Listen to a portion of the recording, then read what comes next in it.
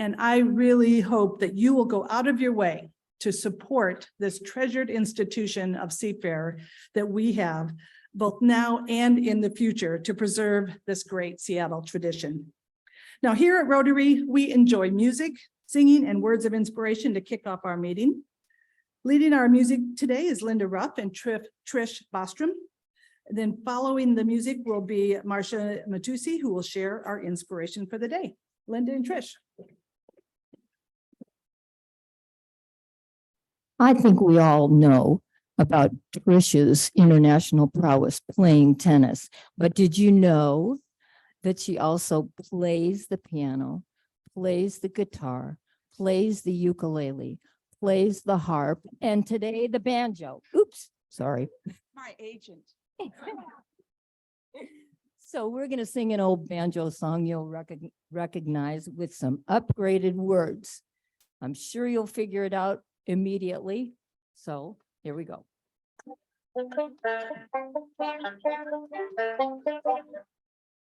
I wish I was in the land of salmon. Old times there are good for clamming. Look around, Puget Sound. In Puget Sound, where I was born in early on a rain.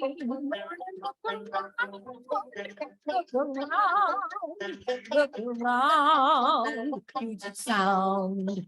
I wish I was a fishing keep clam. In Puget Sound is my hometown, and that's what I am missing. Keep clam, keep clam, keep clamming and a fishing. Keep clam, keep clam, keep clamming and a fishing.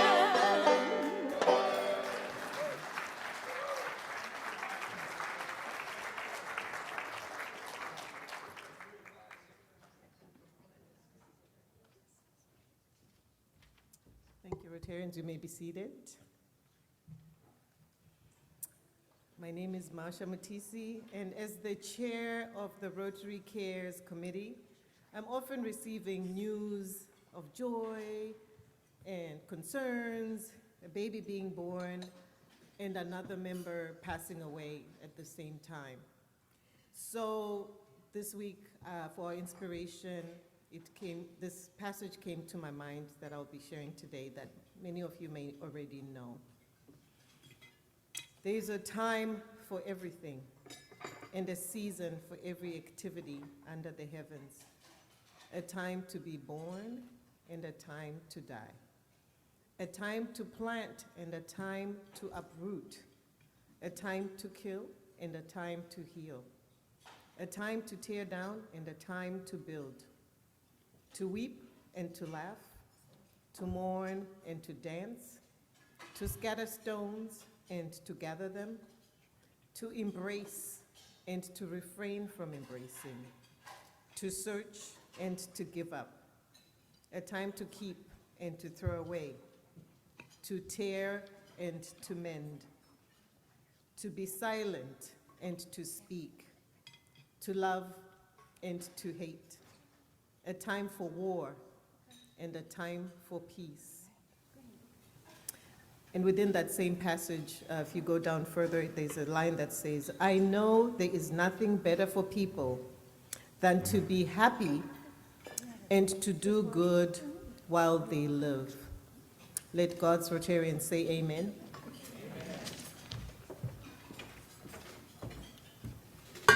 Thank you, Marcia, and thank you, Linda and Trish. That was a perfect follow-up to my Seafarer reference there.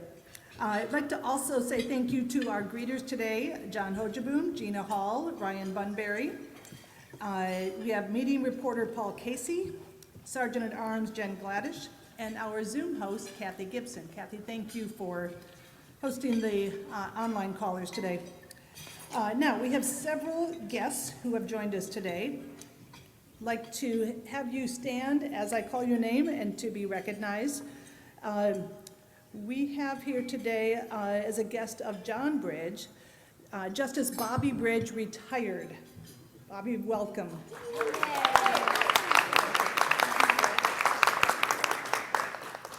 And a guest of our featured speaker today, Dean Jodi Sandfort, is Lauren Domino, former Seattle 4 member. Lauren, it's great to see you.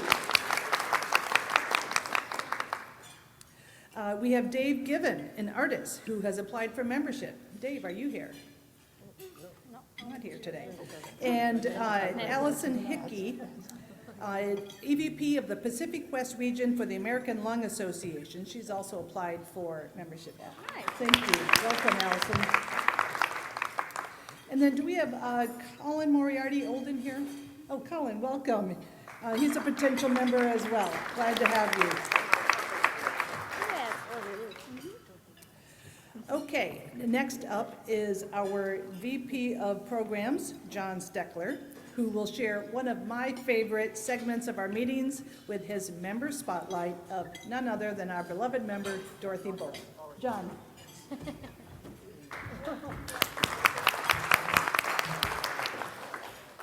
Okay, my fellow Rotarians and these honored guests we have here today. Before I start, there's an old perception, that goes like this, an old comment that goes like this: perception is reality. I'm here to say that's false. The reason is because I had a perception about this Rotarian that I'm about to introduce, and after getting to know her, I realized she was nothing like what I imagined. She was far more than I ever could have imagined. So, her name, Dorothy Spotlight. Dorothy Bullock. I'm on pain drugs, in case any of you don't know. Her name is Dorothy Bullock. Her classification is Leadership Development Retired. So let me tell you her story and the reality of her life. Dorothy was born, like many of us, right here in Seattle at Swedish Hospital. As you can see, oh my God, she is a beautiful little child, very much loved by her parents, Stim, for Stimson, and Kay Bullitt. She also had a gaggle of 5 siblings, eventually, which included Ashley, Fred, Jill, Ben, and Margaret. Now, Dorothy grew up on Capitol Hill in an A-frame house, had a large yard that was perfect for day camps, political gatherings, weddings, concerts, family parties, and of course, play days. When Dorothy's mother, Kay, died, Dorothy's parents donated the family home and land as a park to the city. It was just one of the many philanthropic gestures you'll hear about today. Now, it's important to stop and recognize how important a role family played in Dorothy's life growing up. Now, whether she was practicing here in the blue square, I don't know what she's trying to do with her hands. I don't know if she's getting together how to get donations or something, but early on in life. Or starting out early on in life wearing pigtails, which is, she's just absolutely adorable in them. Or maybe even better yet, wear a pet raccoon on your head for a hat.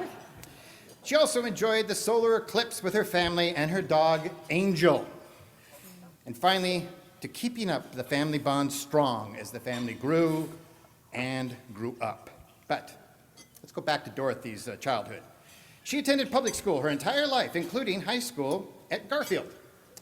A fun fact, when Dorothy attended Garfield, it was 95% black. Racial tensions were high. Her parents asked her if she wanted to transfer outside to another school, but Dorothy, she said she wanted to stay. She had gotten into theater in elementary school and junior high and continued into high school. It gave her experience and confidence throughout her entire school tenure. Now, another experience that gave her confidence was a very attractive and charming young man by the name of Patrick Burr. They dated throughout high school. He was Dorothy's first love. But after high school, they went in different directions to pursue different high school dreams. But hey, don't despair. You haven't seen the last of Patrick. He will reappear later in this story and in Dorothy's life. Now, to say Dorothy is smart, boy, that's a huge understatement. She was so academically bored in high school, she finished her last year at the University of Washington. She graduated from the UW 3 years later, in 1976, Phi Beta Kappa, BA in both English and history. She took a year off after graduation to go to work in England for the National Consumer Council. That wasn't to last because law school beckoned. And Dorothy decided to go to Boston University and got her law degree, graduating on the same day that Mount St. Helens blew in 1980. She came back to Seattle, and after passing the bar, she became an assistant state attorney general in the Labor and Industries Division. She tried over 100 cases in 5 years. And throughout this time, she had this lawyer that kept coming up against her as an opponent, and his name was Jim Henley, and, well, you know, finally the inevitable happened. They fell in love and got married. It was a beautiful ceremony, and as you can see, Dorothy is a beautiful bride. Jim and Dorothy were married for 18 years, but the marriage ended in a mutually agreeable divorce, with Dorothy and Jim remaining friends to this day. Now, when Dorothy was 26 and still an assistant attorney general, her family experienced a sudden loss and a very dark time in Dorothy's life that haunts her to this day. Her younger brother, Ben, had fallen in. There's a picture of him. He'd fallen in with a bad crowd, a crowd that included drugs like cocaine and an evil man by the name of Bob King. Bob was a lawyer, con man, contract murderer, and big-time dealer, and unfortunately, Dorothy's brother Ben was mesmerized by him. Bob led Ben down a road to buy a big boat, which resulted in Ben, an endurance swimmer, supposedly falling off and drowning. Bob King was later found guilty of multiple capital crimes, including aggravated first-degree murder. Dorothy and her father investigated Ben's death and determined that King was behind it. And shortly after Ben's death, aware of what was going on, King came to Dorothy's bus stop by her law office carrying a gun with the intention of killing her. She managed to evade him. And as a result of her father's and her investigation, Bob King later took out a contract on Stim and Dorothy's lives, which he arranged from King County Jail. In prison, I'm not making this up either. In prison, 9 years later, he reiterated to two homicide detectives that he intended to kill Dorothy upon his eventual release from prison. So for 42 years, Dorothy had to look over her shoulder, not knowing who was possibly following her, ready to complete the contract on her life. Even with this threat, Dorothy Bullock will not let it dictate or control her life going forward. She is a person of incredible courage. It was during this time that Dorothy's career took a turn from legal to business when the board of directors from Harbor Properties reached out to her and asked her to become their COO, a role she held from 1985 to 1992. And it was also during this time that Dorothy, while working full-time, went back to the University of Washington and enrolled in the 4th year of the newly created UW Executive MBA program. And after 7 years at Harbor Properties, running skiers, video cable business, downtown offices, retail, residential properties, Dorothy left the company because of a property dispute. So she began the next chapter in her life, and she opened her own management consulting practice while she was also a civil arbitrator, and she wrote 2 best-selling books, Filling the Void, a book on mourning loss, and Addicted to Danger, a memoir about affirming the life in the face of death, which she co-wrote with Jim Wickwire. Now, although she had become a community volunteer from time to time and left law school, this is the time that Dorothy started getting more and more involved in local charities and community organizations, such as, are you ready? The Downtown Seattle Association, AIDS Housing of Washington, the Human Rights Commission, the Market Foundation, the Rhodes Scholars Selection Committee, the board of the Washington State Convention and Trade Center, and so many more. A great honor for the Bullitt family came when the Seattle King County Board of Realtors' first citizenship reward was presented to the Bullitt family, which included Dorothy, her mother Kay, her father Stim, and her father's 2 sisters, Patsy and Harriet. It was a proud moment for Dorothy because she shared it with her family. One of her greatest joys was becoming president of Rotary in 2001 when we were the largest club in the world, attracting some of the greatest leaders in the world, and our podium included such dignitaries as Desmond Tutu. She also had the honor from Seafair to be crowned the very first Queen Alcyon. Another great joy in her life came from Rotary. Remember Patrick, her first love from high school? Well, Patrick's sister was attending a Rotary meeting during our centennial year as a guest and saw Dorothy's name, so after the meeting she went up and introduced herself. Dorothy was delighted to see her and asked about Patrick. And it wasn't until 2 years later she found out Patrick was suffering from inoperable cancer and he was dying. She asked her sister if she could see him, just to say goodbye, and as soon as the two were reunited, they promptly fell back in love. A lot of time had passed, but the magic, it's still there. Yeah, they only had about 1.5 years together, but they made the most out of that 1.5 years before Patrick passed. Patrick was still her first love, and now Dorothy was his last love. After Dorothy's Rotary presidency, Rotary took on a new challenge. She took over the reins as CEO of the local Habitat for Humanity. And after that, Dorothy entered a chapter that filled her heart as none other had. For 10 years, she was a senior lecturer and distinguished practitioner specializing in leadership at the University of Washington Evans School of Public Policy and Governance. The relationship she had with her students was one of respect and love. And it was time for this very experienced professional to share that experience with the next generation that looked all too familiar to Dorothy. It was also during this time that Dorothy was executive producer of the 2013 feature film, Nothing Against Life. And she was a contributing producer of Who We Are, a chronicle of racism in America. I know what you're thinking right now. What hasn't she done? In 2018, Dorothy decided it was time to retire to care for her ailing mother, who Dorothy helped remain at home until her death. Yeah, I asked Dorothy, what's the future for someone who's been a lawyer, a COO, a best-selling author, a film producer, a CEO, a lecturer, a practitioner? Here's Dorothy's answer. She wants to learn how to play and goof off. Think about it. She's been driven from one challenge to another with no space in between. Dorothy would like to leave some space in her life, and she's ready for the next chapter. And I know it's uncomfortable for you, Dorothy, but the reality is you deserve it. You've earned it. And relax. You won't have space for long. I'm sure of it. My fellow Rotarians, I give you our Rotary Spotlight Member of the Month, Dorothy Bullitt, classification, leadership development, retired.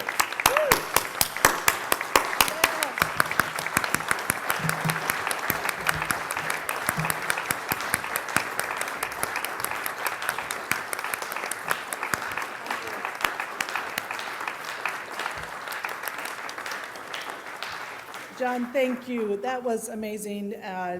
No surprise. We know Dorothy, but I love learning all those new things about you. Dorothy, I think you're going to introduce so I'm just going to bring you right back up here. No, that's for the way. We're just going to get to see Dorothy right up here on stage to introduce our main program speaker. Please welcome past President Dorothy Bullitt. Well, thank you so much, John. That was so, you put in so much effort, and I'm a little overwhelmed, but very, very touched, very touched. It is my honor to introduce Jodi Sandfort, Dean of the Daniel J. Evans School of Public Policy and Governance. For more than 60 years, the Evans School has built a reputation as one of the top public policy schools in the nation. It was one of the first public universities in the United States to offer a degree in public administration. Serving the public remains central to the Evans School's identity and philosophy. For nearly a decade, I taught leadership at the Evans School. I taught Colin as an undergraduate and Lauren as a graduate student. My work as a senior lecturer was the final and the most fulfilling of my 6 careers. At Evans, I saw firsthand the students, graduates, and faculty driving change in the world. They provide the ideas, expertise, and leadership that guide government agencies, nonprofit organizations, and private companies around the country and throughout the world. In 2021, the Evans School welcomed Jodi Sandfort as its 7th dean during a very challenging time to be a brand new dean and a brand new Seattle resident in the midst of the pandemic with all of her students away from campus. But she took it on, and she is now taking the school's legacy of public service and academic achievement created by her predecessors into the next era. Dean Sandfort's scholarship focuses on improving the implementation of social policy, particularly those policies designed to support low-income children and their families. Since joining the school, she has launched several new programs and initiatives designed to inspire public service, which is so important, and democratize public policy. Please join me in welcoming Dean Sandfort.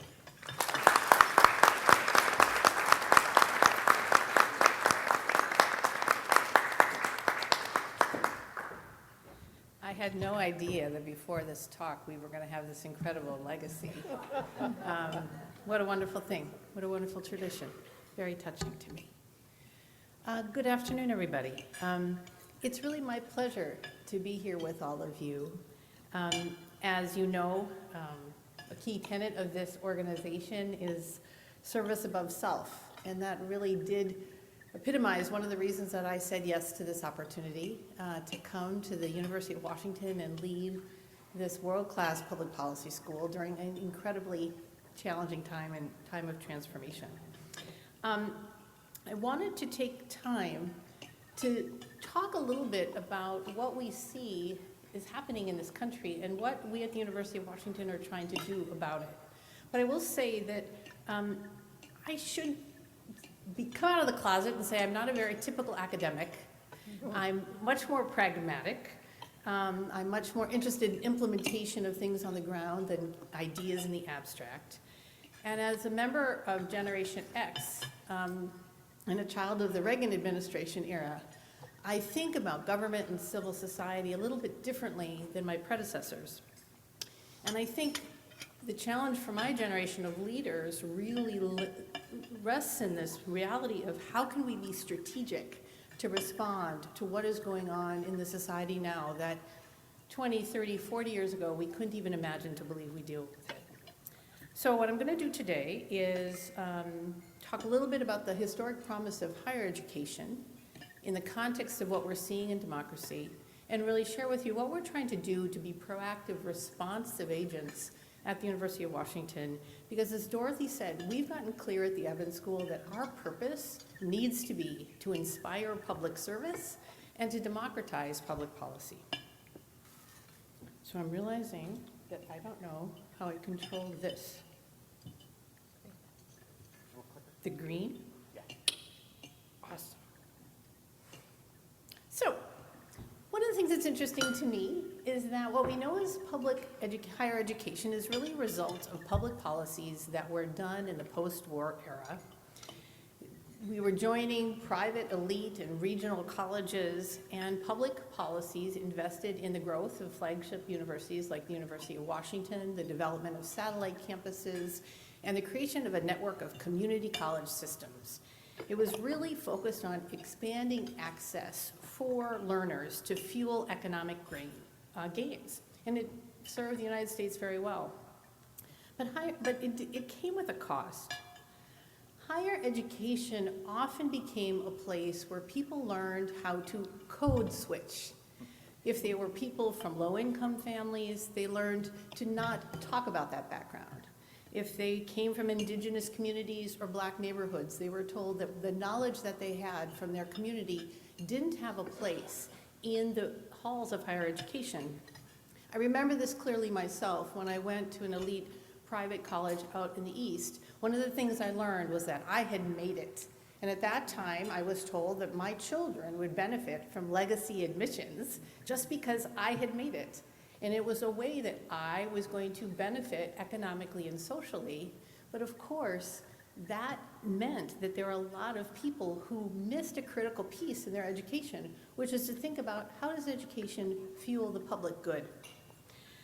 This mindset, I think, has consequences for what we're dealing with today in society.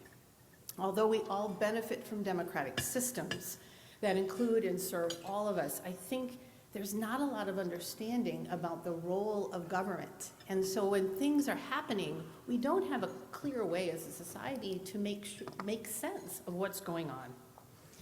The Pew Research Center has been doing studies for many, many years, and they show that the competency that people believe in the federal government is low. And it has stayed low throughout the 21st century. And recent events clearly put this kind of confidence into more strain. The failure of the federal government during the COVID pandemic was significant. And when you compare what happened here with other European states, statisticians look at the excess mortality rate. If the federal government had responded the way European countries had done, we would have had 391,000 less deaths. 391,000 less deaths in 2020 and 2021. But we also know that in the context of the pandemic, state and local governments stepped up. Communities tried to make sense of the fact that the federal government was failing us. And much like Seattle, there are wonderful stories of endurance and thriving during a time of incredible chaos. There also, of course, we've been living through the murder of George Floyd, Eric Gardner, Breonna Taylor, and many others. But I was in Minneapolis when George Floyd was murdered, and I will tell you that the governor and the attorney general there did some amazing, amazing things in the face of societal breakdowns and sense-making. It really made a difference. The January 6th uprising, right? Another example, and we are seeing the painstaking legal response to really bring those who violated the law to justice. But I also think it's very hard for citizens to understand what's happening in this complex federal system where different units of government are responding or not responding to the different challenges we face. It won't surprise anybody in this room that part of this, of course, is the changing in the media and the decline of local journalism. In the reading I've been doing, some experts say that it's not being driven by social media, but actually the seeds of what plagues us were planted in the 1980s when Rush Limbaugh's radio program was syndicated, because that created an expectation that it was okay to have a loss of civility in the public arena. And social media is just an accelerant. It just allows those kind of uncivil behaviors to spread across the world very, very quickly. The research that's coming out in the academic spaces and in the public space is clear that general knowledge about civics, about public institutions and processes is low among the overall population of adults and children. And as a society, I would say the recent investments in the federal system in infrastructure and climate change mitigation, while they're unprecedented, we haven't invested in modernizing government. We haven't invested in trying to have government support innovation at scale. Instead, within the government, there seems to be a number of tactics that are really focused on trying to cripple our collective efforts and create more confusion. Researchers note that in the last federal administration, 80% of the Trump's presidential initiatives were blocked in court because of administrative matters. So in response to this, the Trump administration took aim at a 140-year-old tradition in this country, which is that of the civil service, to have a neutral body of people who are not influenced by politics, but are bringing their technical expertise to help us solve public problems. He issued an executive order, and it's, has one of these funny names like a lot of these things do. It's called Schedule F. But Schedule F allowed him to take these nonpartisan staffers and suddenly bring them under political control. And the implication of that is that the Department of Justice, the Federal Reserve, would no longer be independent bodies, but more bodies that were focused on having to maintain the political position of the administration. While President Biden repealed Schedule F, it's widely reported now that this idea of going after the civil service is a very accepted doctrine in any of the presidential candidates on the Republican side. The focus here is really this sense of moving from neutral performance into a much larger role for politics. This, of course, isn't only happening at the federal level. There have been an incredible number of headlines of changes in civil norms in the state governments. And I think it's happening on both the left and the right? When there's a lack of ability to have debate in our public arena, we are fundamentally vulnerable. Our policy issues aren't as good, we don't think through implementation, and we don't think about what kinds of strategic investments do we need to be making for society. So in light of all this, I think it's just important to remember the fundamental basics here. Democracy is not best understood by political parties or the separation of powers. It's really a wider set of social and economic and political institutions that make possible the idea of us as a country. There's a contract really between the state and the public. And this contract requires inclusion, right? A democracy isn't real if certain kinds of people are systematically kept out of the workings of the system, be they racial minorities, women, non-property holders, whatever that category, that's not a real democracy. Democracy also requires effective practices, sufficient state capability so that we can find solutions and actually implement them together. Democracy also requires an accountability infrastructure that allow us to challenge state action when it's unjust. Think about the consequences for people who are breaking the law and bring them to justice, and demand responsiveness in public service. It requires leadership for the common good that's coming from many different sectors, public, nonprofit, and private. So in my mind, this is kind of a all hands on deck. And that's really why I decided to take this opportunity to come to Seattle after being in Minneapolis for 20 years. It was a very challenging decision because even in the conversation today, to just see the history and the community here, it's lovely. And as a newcomer, that's very difficult to feel. So I feel just grateful to be asked to be here. But it felt to me like if higher education isn't part of responding to some of these challenges, then we are part of the problem. At the University of Washington, under the leadership of Anamari Kose, we are really talking about what's the civic return of investment to higher education. We've proved that you can get economic return for individuals when they get degrees, but what is it about coming and becoming an educated person that helps you become a better contributor to dealing with the things that plague us all? We're also part of a growing network of higher education institutions that are focusing on this next generation of students to say, hey, what's your calling? Higher education doesn't have to be changing and forgetting all the things you knew before, but rather building and growing from that position of leadership that got you into higher education in the first place. So at the Evans School, I have the great fortune of having the legacy of Daniel Evans. For many in this room, he is probably a familiar figure, beloved governor.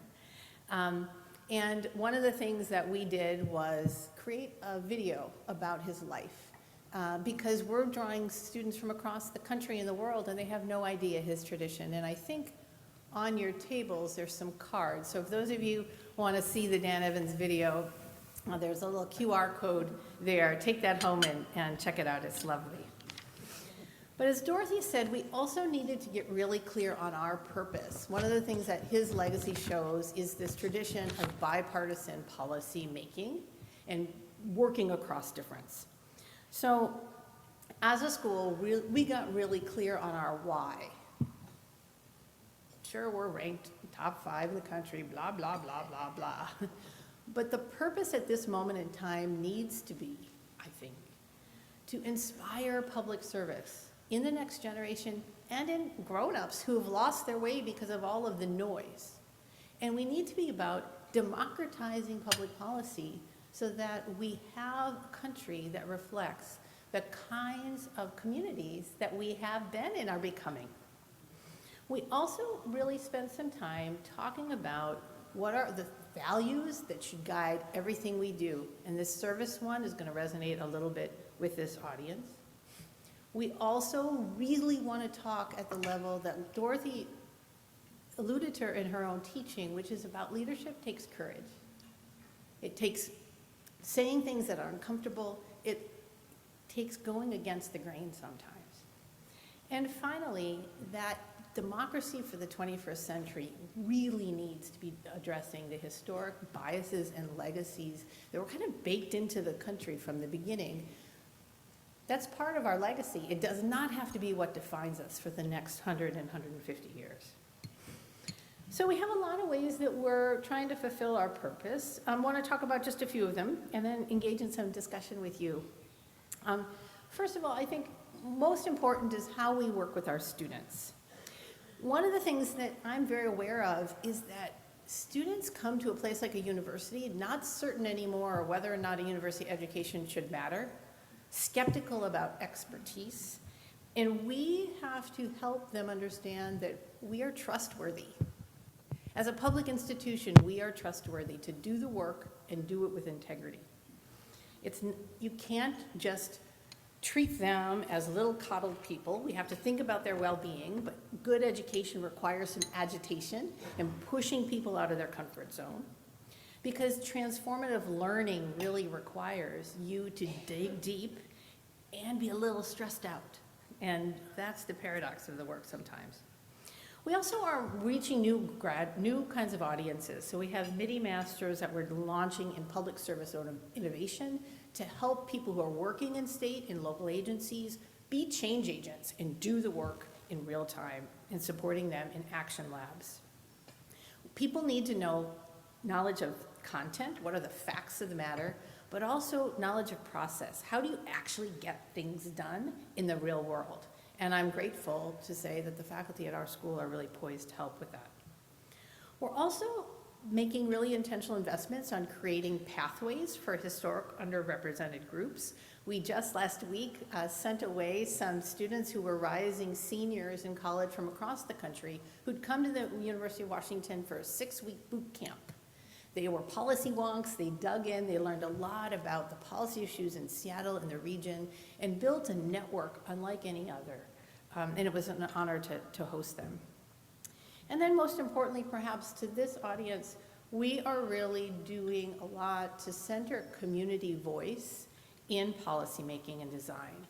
We've started an initiative called the Evans Policy Innovation Collaborative, EPIC, that's working in partnership with state and local governments, civil society organizations to convene and be a real action lab to help people get things done. So one of the things we have in the state of Washington is a wonderful tradition of voting, but there are some biases in how votes are being tallied. And the Attorney General wants to learn more, and the Secretary of State said we want to work in partnership with the Evans School, and so we're learning a lot about county election auditors and working with them to design a better way. We're also partnering with the Lieutenant Governor on a civic health initiative because he's looking at what's going on in the legislature, for example, in Oregon, is increasingly concerned that civility can't be assumed. So we are convening and working with elected officials and community members and media people to say, what are the little bit of structure, training, support, so our elected officials can be part of maintaining the fundamentals of democracy, because we can't take that for granted. So my closing invitation to you is to join us in this work.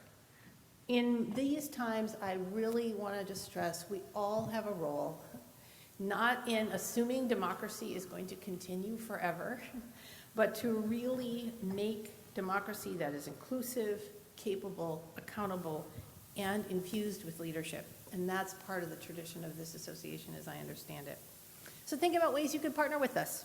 Support some of the organizational projects we have. We have student consulting labs or graduates that need jobs. We have public programs. I have a Dean's Forum on Race and Public Policy. And we have a Public Leadership Award event in the fall. Invest in our ideas about the next generation of leaders. And more information about all of these things, I think, is on this flyer at your table. But with that, I will stop speaking because I have been instructed that the real fun comes from the dialogue and the deliberation. But again, just thank you so much for having me here.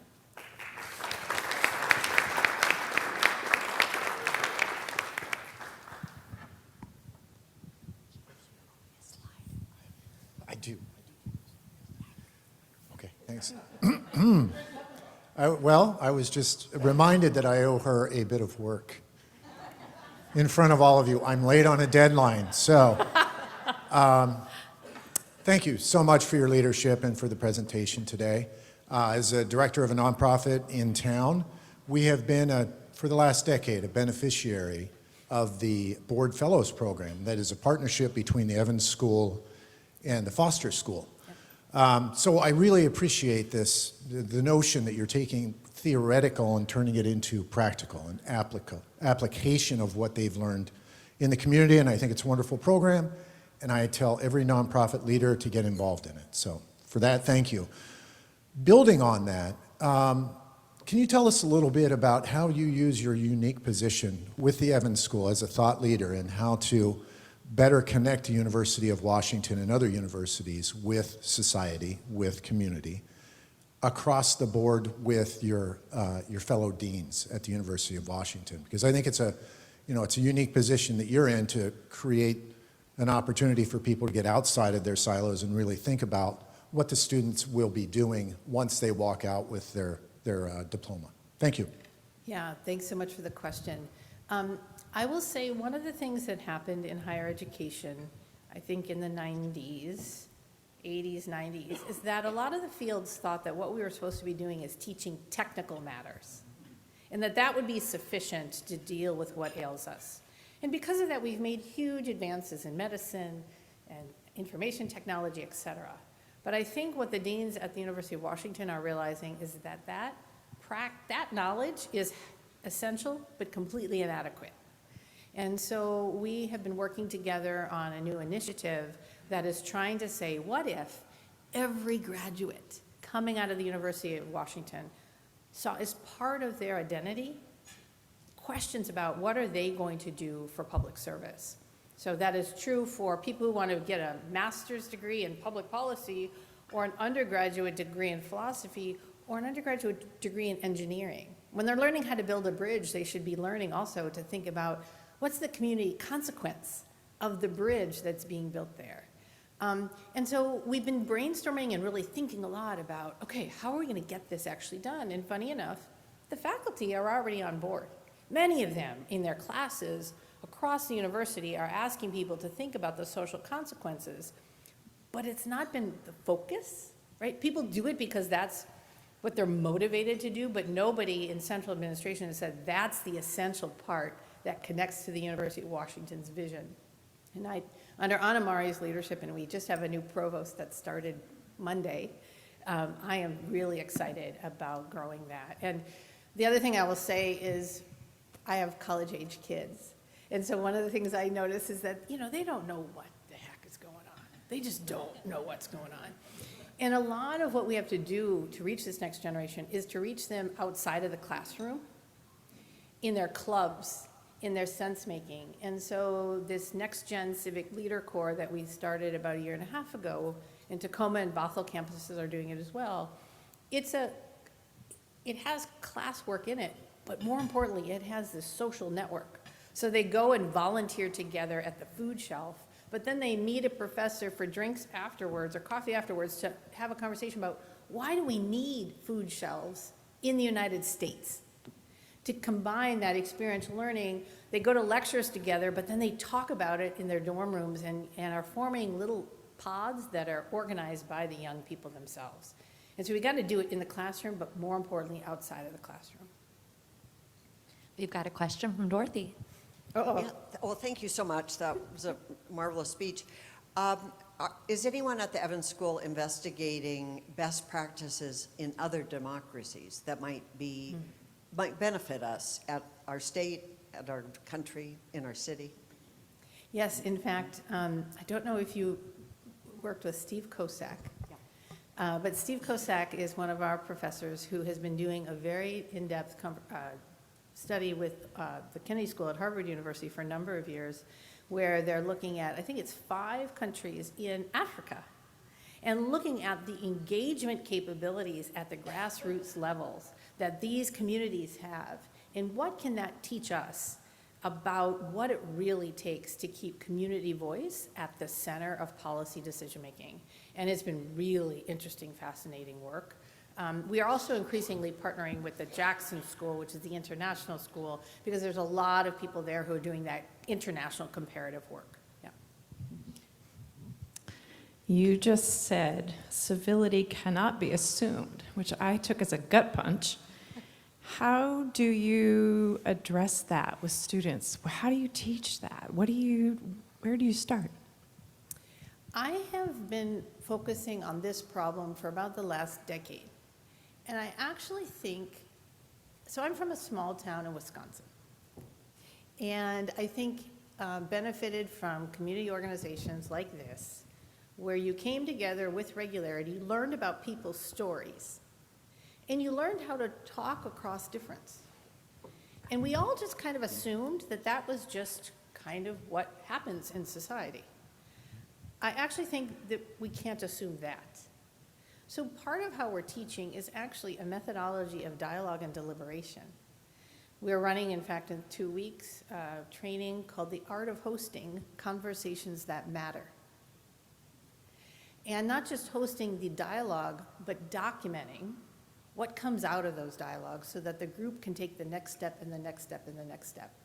So in this work we're doing with the Lieutenant Governor on October 19th, we're inviting 200 people. If any of you want to come, let me know, to be in discussion about, given what's going on in the world, how might we create mechanisms for elected officials so that they can be reminded that what you need to govern is different than what you need for elections. And that difference, we've just assumed people knew how to do that. We can't assume that anymore. We have to go back to the basics.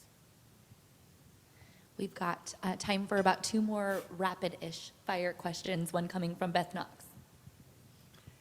Thank you for your presentation. Can you share just a few of your observations of the current students at the university? Like, what are some of their values? Where do you see them fitting into this topic? You know, I think about the millennials and how they wanted something purposeful in life. I'm wondering if that's having an impact on democracy now as well. So I'll say, currently right now at the Evans School, we mainly serve master students. We have an undergraduate minor, we'll be getting one. The master students that we see are charged up, ready to go, change the world, just give them tools and let's do it. The undergrads, which now relates to my own children, are wondering what the heck, saying heck on purpose, we all did. How can we have climate change, breakdown in civility, racial unrest? And they're looking for grown-ups to help provide a solution. But because of the world we're in, that solution cannot be experts telling them what we've learned, but it has to be an invitation into saying, yeah, stuff's pretty intense right now. And yeah, given what's going on with the climate, it's probably only going to get more intense. But that's why we have to drill down on these basic ways of making decisions together. But I don't think the 18 to 22-year-olds believe that in their gut, and that's why actually one of our key things has to be to convince people that we are trustworthy as grown-ups. We believe these systems can work. We just need to make them work more intentionally. Thank you very much for being here. One of my favorite classes from college was a debate course where debate was based on logic and facts. And it just seems to me that in all of the political debates that I observe, there are so many obstacles to a true debate that are based on facts and logic. Those obstacles, the two-party system and the media and the questions that are asked and the topics that are addressed. But is the school at the University of Washington in position to influence or to deal with the political debate in our society? I hope so, but it's a big, big challenge, right? So again, part of the higher ed thing is a long game.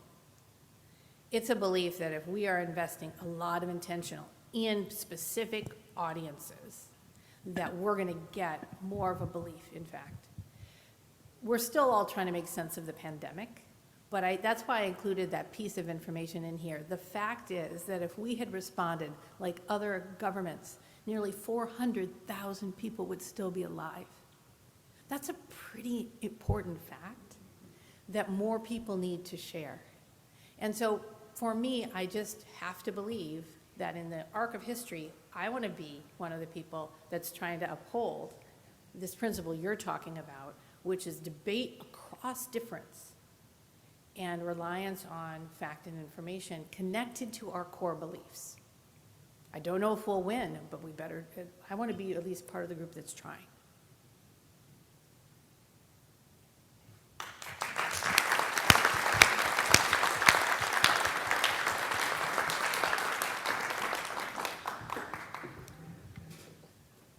Sandfort, thank you for that presentation and for giving us something to really be thoughtful about. And in our gratitude for the generosity of your time today, we have made a donation to Harvest Against Hunger, in the amount of 600 servings of healthy produce. So thank you for being here. All right, next up is our Sergeant of Arms, Jen Gladys, to share a few announcements. Hello, thanks everybody for being here. I want to take a second to recognize the fact that every single person that's been on this stage today has been a powerful woman or somebody recognizing a powerful woman. And as a mother of 3 young children, sorry, John, we do appreciate it. You can be a strong, powerful woman too. I'm really taken back today by this, and our next meetings are in line with this. So join us on Wednesday here again for Seattle Council member Sarah Nelson, and the short program will be an education committee update, which will be very exciting. And then we've got a Zoom only August 23rd with City Attorney Ann Davison and King County Prosecuting Attorney Lisa Mannion.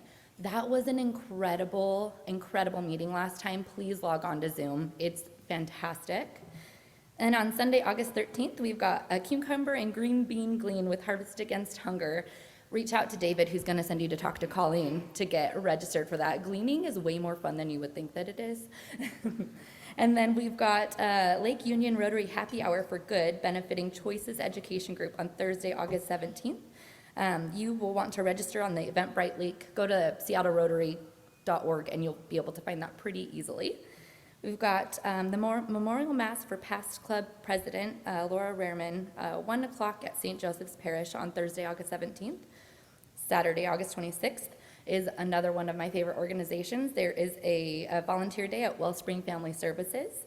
You'll get some contact information on our website for that too. And then there is no meeting on August 30th. That's a reminder for myself because I love to come when we don't have Rotary. Thanks.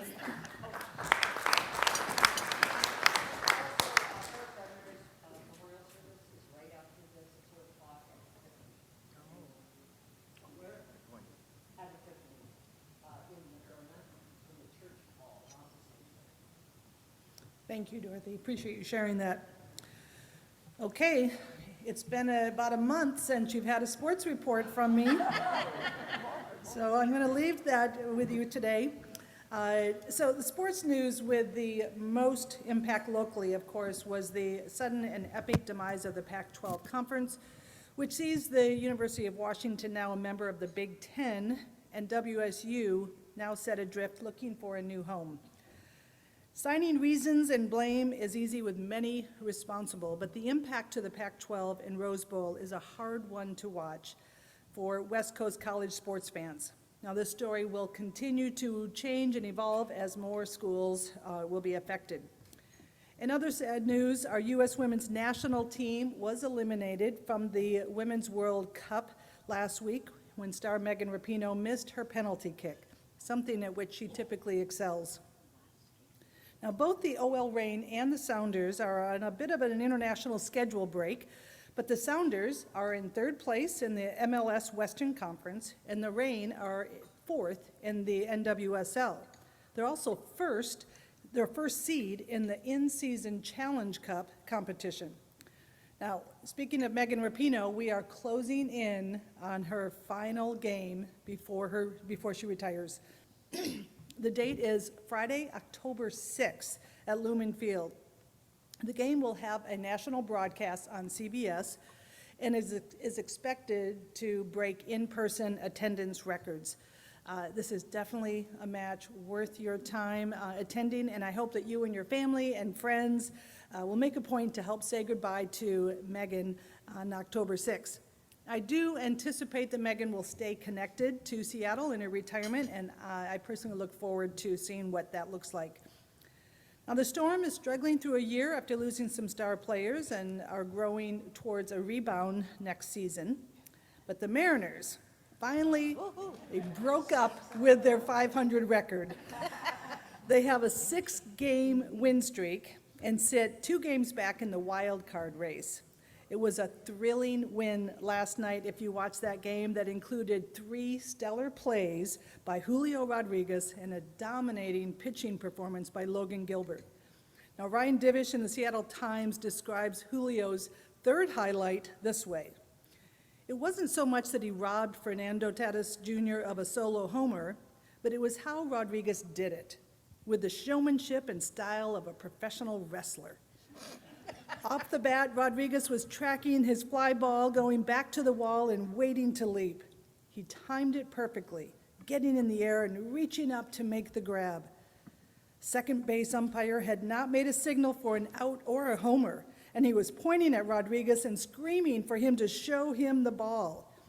Rodriguez knew he could no longer play coy, with an impish smirk building into a full Julio grin. He slowly lifted up his glove to reveal the baseball in his glove.